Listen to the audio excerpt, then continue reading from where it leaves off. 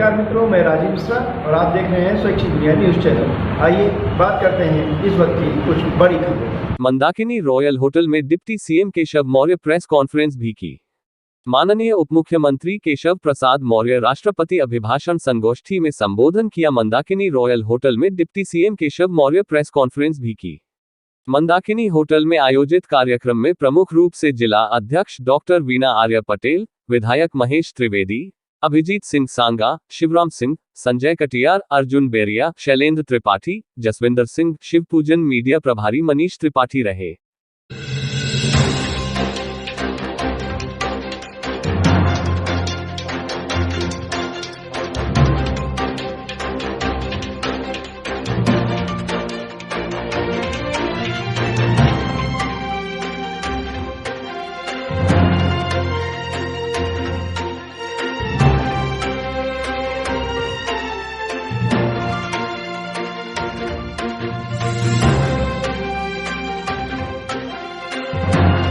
आदेश देगा उसका हम पालन करेंगे। सर, पड़ोसी जिला आपका इलाहाबाद है, उसके बारे में बता दें। अब की गाड़ी प्रयागराज काफी देर हो गई। ये भारतीय जनता पार्टी की आदरणीय योगी आदित्यनाथ जी के नेतृत्व की जो सरकार है वो गाड़ी पलटने जैसी बातें एकदम गलत बात हैं। कानून के हिसाब से जो भी अपराधी होगा उसके खिलाफ विवेचना करके जांच करके जितनी कठोर से कठोर कार्रवाई कानून के कटघरे में ला करके दी जा सकती है वो दिलाई जाएगी, दिलाई जा रही है। और कोई अपराधी यह ना सोचे कि वो कानून से बड़ा है, सरकार से बड़ा है, पुलिस से बड़ा है। अपराधी है तो वो अपराधी है, उसके खिलाफ अपराधी की तरह व्यवहार होगा, उसके खिलाफ अपराधी मान करके कार्रवाई होगी। अदालत से सजा दिलाएंगे? अदालत से सजा। तय कर लिया था कि हम मोदी जी को प्रधानमंत्री नहीं बनने देंगे, लेकिन देश ने तय कर लिया था कि मोदी जी हमारे प्रधानमंत्री हैं और वही हमारे प्रधानमंत्री रहेंगे। तो 51% वोट के साथ 64 सांसदों के साथ उत्तर प्रदेश ने अपनी भूमिका को निर्वाह करने का काम किया। इस समय 64 कहना ठीक नहीं, क्योंकि आजमगढ़ और रामपुर भी अब भाजपा के खाते में है। अब हम 66 सांसद के साथ इस समय माननीय मोदी जी के नेतृत्व में देश की सरकार चला रहे हैं। 2024 के लोकसभा चुनाव में कई विदेशी ताकतें भी आप लोग टीवी और social media, electronic media, print media में देखते होंगे। कई देशों का कोई नाम मुझे याद नहीं, उसने कहा कि मैं तो इतने 1000 करोड़ खर्चा करूंगा मोदी को हराने के लिए। सोरोज, अब आप समझिए ये क्यों कह रहे हैं ऐसा। आप जानते हो, इनको लग रहा है दुनिया की जो बड़ी बड़ी ताकतें हैं सोचे थे भारत तो एक धर्मशाला है, जो चाहो अच्छा करो बुरा करो, कोई यहां ना बोलने वाला है ना टोकने वाला है। जैसे कांग्रेस की सरकार थी वैसी ही सरकार यहां रहे तो मनमानी करे।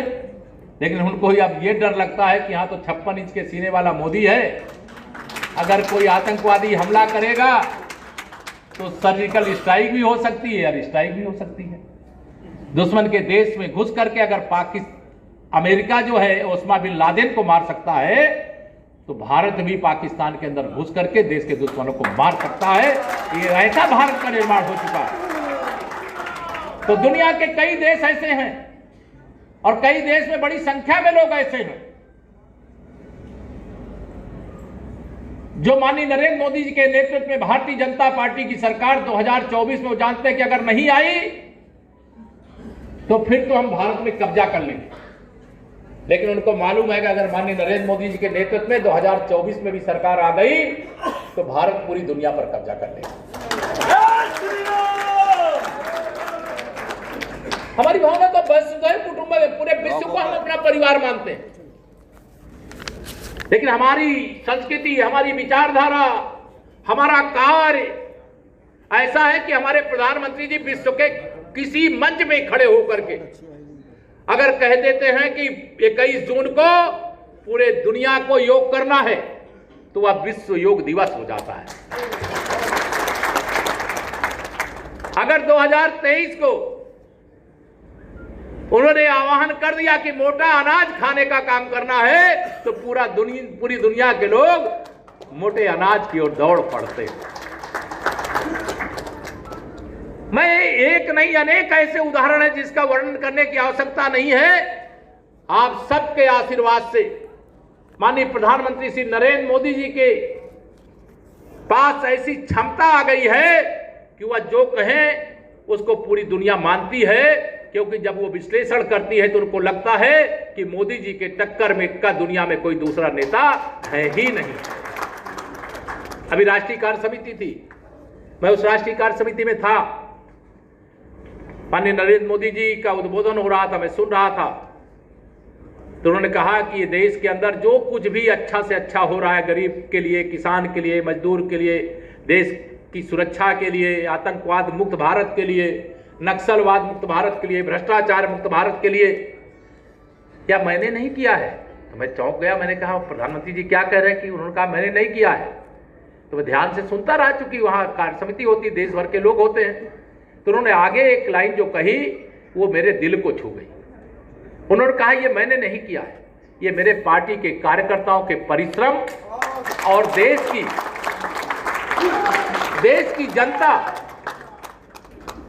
का जो आशीर्वाद, जो अपने घर से कार्यकर्ताओं के परिश्रम से जो मतदाता अपने घर से निकल करके मतदान केंद्र तक गया और ईवीएम मशीन के बटन कमल के फूल के सामने वाली दबा करके भारतीय जनता पार्टी के सांसदों को जिताने का काम किया, इसका श्रेय मेरे पार्टी और मेरे देश पार्टी के कार्यकर्ता और देश की जनता जनार्दन को जाता है। उन्होंने कहा मैंने धारा 370 नहीं हटाई, मैं अयोध्या में रामलला की जन्मभूमि पर भव्य मंदिर नहीं बनवा रहा हूं, मैं अविरल गंगा, निर्मल गंगा का ये जो स्वरूप आज कानपुर का तो दृश्य आप सब जानते हो, भूल जाओगे। 2014 के पहले, 2017 के पहले क्या दृश्य था? बाबा विश्वनाथ का धाम मैंने नहीं हो, जैसे कि सारा श्रेय कार्यकर्ताओं को और जनता को देने का काम करते हैं, मैं एकदम रोमांचित हो गया। अभी आप सब आह्वान कर दिया कि जिन हमारे बलिदानी वीरों के कारण, क्रांतिकारियों के कारण देश को स्वतंत्रता प्राप्त हुई है, उनको नमन करने का समय है। और उसके लिए हम लोगों ने, सभी कार्यकर्ताओं ने, समाज ने, सबने मिलकर के जो बलिदानियों के प्रतीक स्थल थे जिन्हें लोग भूल गए थे, उनको स्मरण करते हुए उन स्थानों को स्वच्छ करके, पवित्र करके, उनको पुष्पांजलि, श्रद्धांजलि अर्पित करते हुए नमन तो किया ही, लेकिन मोदी जी ने एक बात कही कि 15 अगस्त को देश के हर घर में तिरंगा लगना चाहिए। लगाया था कि नहीं लगाया था आप लोगों ने? हिंदुस्तान का कोई गांव नहीं बचा, कोई घर नहीं बचा, कोई शहर नहीं बचा जहां तिरंगा ना लहराया गया हो। माननीय नरेंद्र मोदी जी के नेतृत्व में आज तिरंगे का सम्मान कितना दुनिया के अंदर, देश के अंदर बढ़ा है। जिस जम्मू कश्मीर के अंदर कभी तिरंगा फहराने के लिए आंदोलन युवा मोर्चा के लोगों को करना पड़ता था, कोई ना कोई गया होगा युवा मोर्चा के। जब हमारे राष्ट्रीय अध्यक्ष यहां से पूर्व सांसद डॉक्टर मुरली मनोहर जोशी जी थे, वह भी तिरंगा यात्रा लेकर के गए थे लाल चौक पर तिरंगा फहराने के लिए। लेकिन हमारी, आपकी, सबकी, देशवासियों की छाती चौड़ी हो गई जब माननीय नरेंद्र मोदी जी के नेतृत्व वाली देश में भारतीय जनता पार्टी की सरकार और हमारे पूर्व राष्ट्रीय अध्यक्ष वर्तमान राजनीति में जिन्हें चाणक्य के नाते अब आजकल लोग बुलाते हैं, माननीय अमित शाह जी गृह मंत्री के रूप में धारा 370 जब हटा देते हैं, 35 से हटा देते हैं, तो जम्मू कश्मीर के लाल चौक पर नहीं, जम्मू कश्मीर के हर घर पर भी तिरंगा लहरा रहा है। तो यह जो परिवर्तन 8 साल का है, यह 60 साल का नहीं है मेरे भाई बहनों। अगर कांग्रेस की अगुवाई में और सपा बसपा जैसे तमाम राजनीतिक दलों की बैसाखी पर देश में इन लोगों ने शासन 60 साल किया है और गंदा काम किया, भ्रष्टाचार किया, देश की सीमाएं संकुचित करने का पाप किया, चीन के हाथों भारत का बड़ा भूभाग गंवाने का पाप किया। 100 रुपया भेजते हैं तो 15 रुपया जिनके पास पहुंचना चाहिए वहां पहुंचता है। ये संसद में खड़े होकर के कांग्रेस के प्रधानमंत्री श्री राजीव गांधी जी ने स्वीकार करने का काम किया। अगर उनके समय 100 रुपया में 15 रुपया पहुंचता था और माननीय नरेंद्र मोदी जी के नेतृत्व में जब से आपने देश को चलाना शुरू किया, देश की बागडोर सौंपने का काम किया, मेरे भाई बहनों, अलग अलग योजनाओं के माध्यम से देश के विभिन्न अलग अलग लोगों को डीबीटी के माध्यम से 25 लाख करोड़ रुपया भेजने का काम दिल्ली से किया गया है। और 25 लाख करोड़ में 15% नहीं, पूरा 25 लाख करोड़ लोगों के पास पहुंचा है। तो जो 60 साल शासन किए वो 100 रुपया में 15 रुपया पहुंचाते थे। हमने तो 8 साल शासन किया, हम 25 लाख करोड़ में से पूरा 25 लाख करोड़ जिनको भेजना था उनके पास पहुंचाने का काम किए। तो वो 60 साल शासन किए, तो क्या भाजपा को 60 साल शासन करने का मौका देश नहीं देगा? तो वहां अवसर आपकी प्रतीक्षा कर रहा है। लेकिन एक बात मैं आप सब लोगों से जरूर कहना चाहता हूं, 2024 का लोकसभा में बीच में नगर निकाय का चुनाव देश की सर्वोच्च अदालत के फैसले के आधार पर आ जाएगा। जब भी नगर निकाय का चुनाव होगा उसमें आप कमल खिलाते रहे हो, कमल खिलाओगे, इसको लेकर के मुझे कोई संशय नहीं है। आप पर भरोसा है, आप सभी कार्यकर्ताओं पर भरोसा है, यहां की जनता जनार्दन पर भरोसा है। लेकिन 2024 का चुनाव सबसे निर्णायक होगा मेरे मित्रों। 2024 के चुनाव में भाजपा विरोधी सारे राजनीतिक दल एक तरफ होंगे और भारतीय जनता पार्टी और माननीय नरेंद्र मोदी जी की अगुवाई में हमारी पार्टी के साथ एक हिस्सा होगा। बहुत देखने के लिए दल कुछ कम हो सकते हैं, लेकिन जनता हमारे साथ सबसे ज्यादा होगा। पूर्व राष्ट्रीय अध्यक्ष श्री राहुल गांधी जी लंदन में जाते हैं और वहां कहते हैं भारत में लोकतंत्र खतरे में। वहां की सारी जो संवैधानिक संस्थाएं हैं वो सरकार के इशारे पर काम करती हैं। अरे श्री राहुल गांधी जी और कांग्रेसियों, अगर तुम चुनाव जीत जाओ तो चुनाव आयोग सही, चुनाव अपने गलतियों के कारण, अपराधों के कारण, भ्रष्टाचार के कारण हार जाओ तो सारी संस्थाएं बेकार। तुमने 60 साल भ्रष्टाचार किया और हमारे प्रधानमंत्री जी ने देश की जनता से वादा किया था, न भ्रष्टाचार करूंगा और न भ्रष्टाचार करूंगा, और जिसने भी किया है उसकी जांच करके अगर उसने कोई दौलत इकट्ठा किया उसको भी निकाल करके मैं देश की सेवा में समर्पित करने का काम करूंगा। और आज जब इन भ्रष्टाचारियों के यहां छापे पड़ते हैं तो ये कहते हैं कि हमारे यहां छापे क्यों पड़ रहे हैं, हम तो विपक्ष के हैं। अगर तुमने देश को लूटा है, प्रदेश को लूटा है, विकास की योजनाओं के नाम पर पैसा तो कागज में भेज दिया लेकिन अपनी तिजोरियों में भरने का पाप किया है, तो ऐसे लुटेरे लोगों के यहां छापा पड़ना चाहिए कि नहीं पड़ना चाहिए? और माननीय प्रधानमंत्री जी के नेतृत्व में जो देश की जनता से वादा किया था उसको जब पूरा किया जा रहा है तो यह तिलमिला उठते हैं। इनको लगता है हम तो गांधी खानदान के हैं, हमारे खिलाफ कोई सीबीआई कैसे आ सकती है, हमारे खिलाफ ईडी कैसे आ सकती है। लेकिन इस देश में जैसे एक साधारण झोपड़ी में रहने वाले नागरिक का अधिकार एक वोट का है, वैसे हमारे देश की महामहिम राष्ट्रपति जी एक झोपड़ी से निकल करके देश की महामहिम राष्ट्रपति की कुर्सी तक पहुंची है, उनके को भी एक वोट का ही अधिकार है। सब यहां समान है लोकतंत्र में। अगर सब समान है तो ये गांधी खानदान वाले, ये सैफई खानदान वाले, ये लालू खानदान वाले, ये केजरीवाल के खानदान वाले, कुनबे वाले,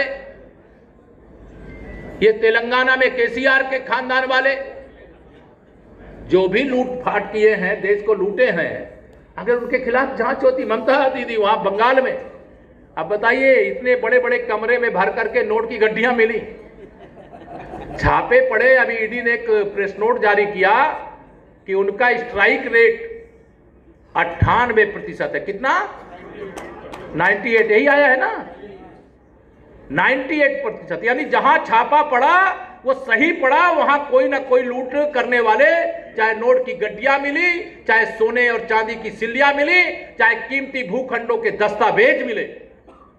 जिस जांच एजेंसी की जांच में 100 में से 98 मामले सही पाए गए, उन पर सवाल उठाने वालों या देश की जनता की नजर में तुम स्वयं सवाल बन करके खड़े हो।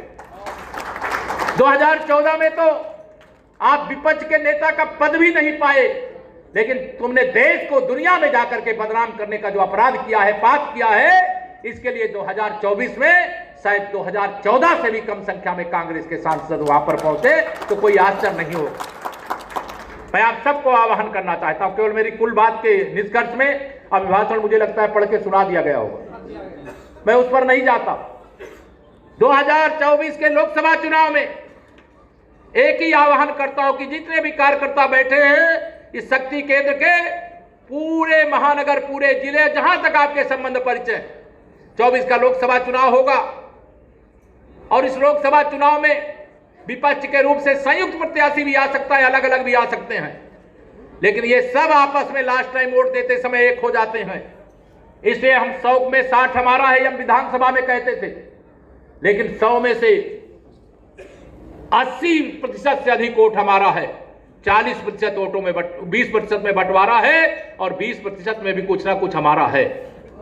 इस लक्ष्य को लेकर के 80 की 80 सीट में प्रत्याशी कौन होगा, इस पर हमें बात करने की आवश्यकता नहीं, पार्टी जो तय करेगी वो है, लेकिन एक प्रत्याशी होगा जिसका नाम है श्री नरेंद्र मोदी, जिनका चुनाव निशान है कमल का फूल, बाकी सब कुछ जाओ भूल। भारत माता की जय। बहुत बहुत धन्यवाद। Subscribe now and press the bell icon. Never miss an update.